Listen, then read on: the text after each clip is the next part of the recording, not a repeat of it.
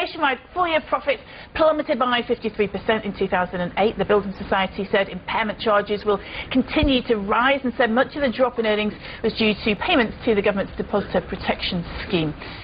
While in the commercial property sector, Orion Capital, the fund manager, said it plans to start buying commercial property loans from distressed sellers. It's raised €1.25 billion for a new fund, but as yet has not been able to buy assets because those holding the assets want more money, which is not surprising, I suppose. People do tend to want more money for their assets.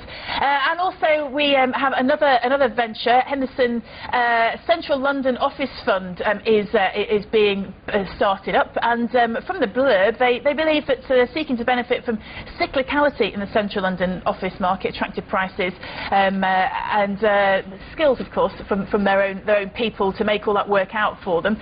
Joining us now for a bit more information, Alice Breheny, Head of Property Research at Henderson Global Investors. Alice, thanks for coming along to speak to us today. Why is now a good time to be setting up a property fund in central London? Surely it's all doom and gloom and we're all going to hell in a handbasket, etc.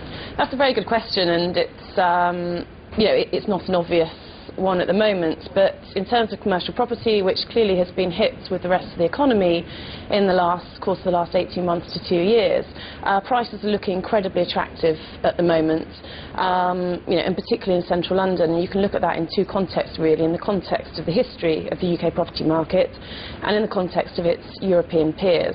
So there's an opportunity to buy at attractive prices, and on top of that we're seeing a number of forced or distressed sellers in the market, so perhaps opportunities to pick up good quality stock that wouldn't normally become available. So, okay, so two things there, the distressed sellers and the attractive prices.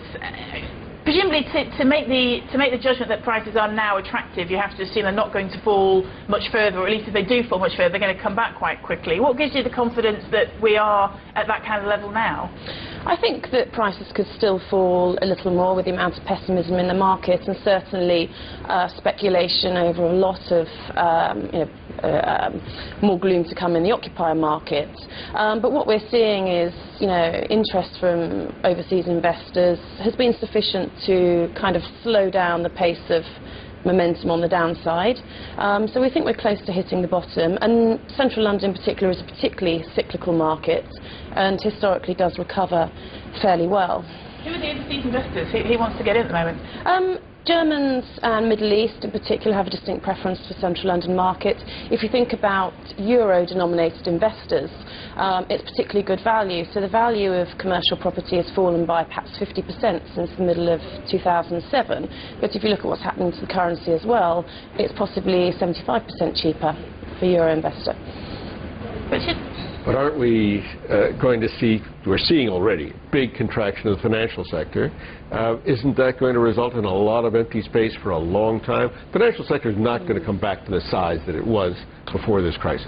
Absolutely, and I think we see over the course of the next year take-up of office space in central London to fall to around 50% of its long-run trend, and that will be further exacerbated by a significant amount of new developments completing this year. So absolutely, and we have a very pessimistic view. We've already seen rents in the City of London fall by perhaps 20%. They could fall by as much as 40%. However, if one good thing can come out of this recession or downturn, any more questions? Is that we've seen a dramatic slowing in the number of development starts or development programs.